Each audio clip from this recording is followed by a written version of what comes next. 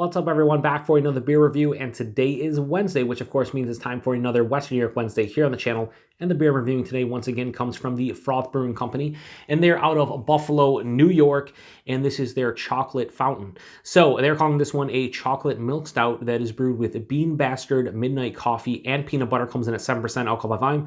No IBUs listed time of review. This can is just under 1 month old. So reviewing another Froth beer, and lately I've been reviewing their liquid lollipop series. I did their Imperial one. I did a couple of their regular ones. So when I saw this one get released, I was like, you know what? I'm going to give it a go. So again, chocolate milk stout. I don't think they're using actual chocolate in this one. I think it's chocolate malts, and then they're obviously using lactose.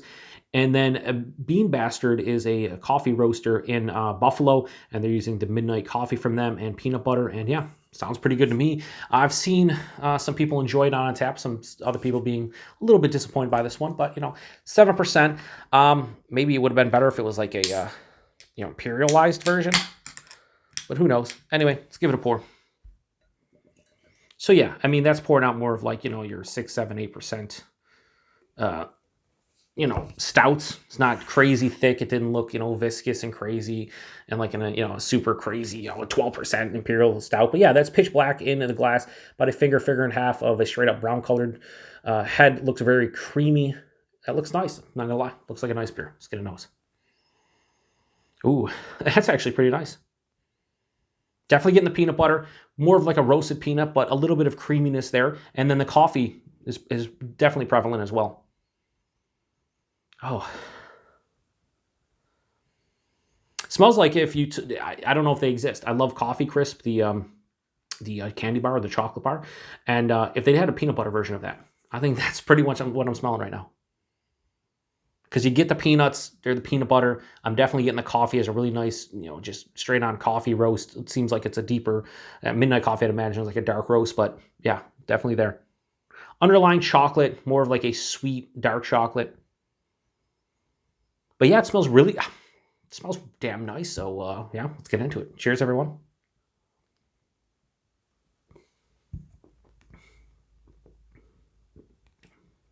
Really like the flavors. I'll tell you right from the get-go.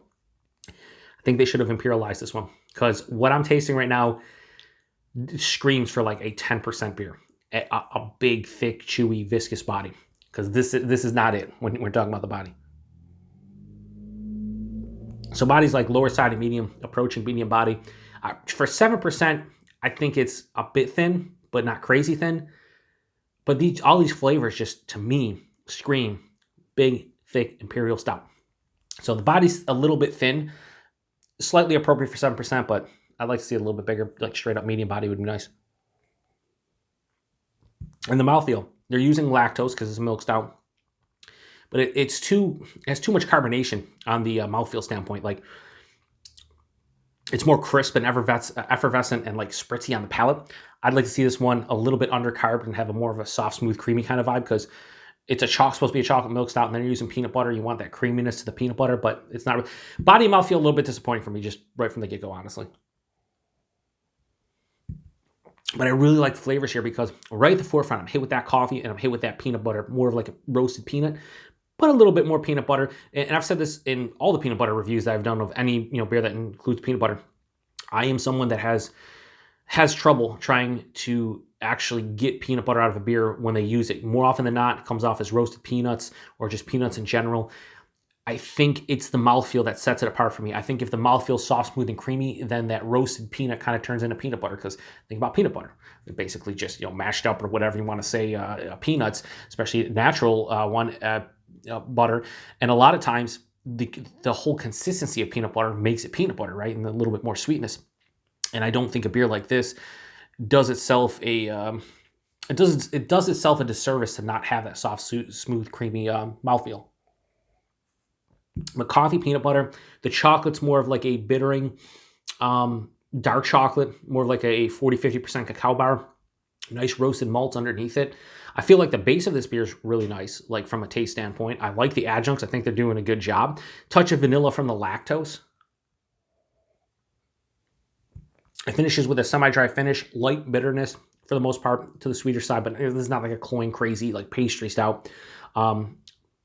This drink's like a good base 7% American stout with coffee and peanut butter, but I think the body and the mouthfeel are stopping it from becoming something that I would think would be incredibly delicious.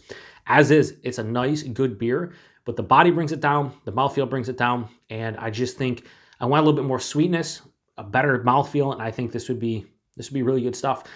So hopefully, I don't know if they've done an imperial version of this or they plan on it, but I'd say bump this up to 9-10%. And work on the mouthfeel a little bit, maybe a little less carbonation, more of a soft, smooth, creamy kind of profile. And I think you'd have a winner in this one. As is, it's a good, solid beer. Nothing wrong with it. So I'm going to give Froth's Chocolate Fountain a straight 3.75 out of 5. That's kind of, when I say a beer is solid and good, but not much more than that, I think 3.75 is the appropriate score. I'd say from a flavor standpoint, this is a 4 out of 5, but the body and the mouthfeel bring it down. It's too thin. And again, it's not even too thin for the ABV. It's just too thin for what I picture this beer should be. But I think they did a really good, I think they did a really good job with the adjuncts. I think the coffee's nice. I think the peanut butter is nice as well. It's just, you got to enhance that peanut butter with a better mouthfeel, and you got to enhance the beer with a better body. But yeah, that'd be my recommendation. Who am I? I'm nobody, but I think an imperialized version of this at 10%, maybe a little bit more lactose or something to help out the mouthfeel, maybe a shit ton of oats. I think you'd have a winner on your hand, and this would probably be easily like a 4.25, maybe even higher at that point. But 3.75 out of 5 is the best I can do for Chocolate Fountain from Froth. If you've had this one before, let me know what you think about it, price and availability. They actually got distribution of this one into local bottle shops. They've signed with a distributor in the past couple months.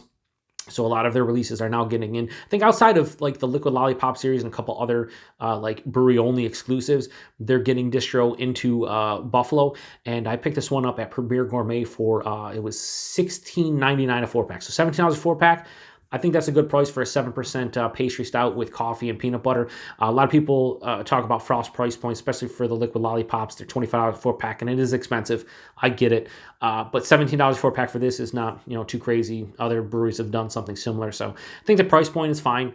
I think the availability is good. I just think the beer could be a lot better. So yeah, anyway, at the end of the day, 3.75 out of 5 for this one. If you've had it before, like I said, let me know in the comment section. Appreciate everybody stopping by for another beer review, and more specifically, another Western New York Wednesday. Check back next week for another installment of Western New York Wednesday, which will be a beer most likely from the Western New York area. So till then. Oh yeah, I didn't even say 7%. Can't even tell it's 7%. It hides the alcohol well, drinks like it's 5% from a body standpoint as well. Jokes, I don't got them. Anyway, cheers.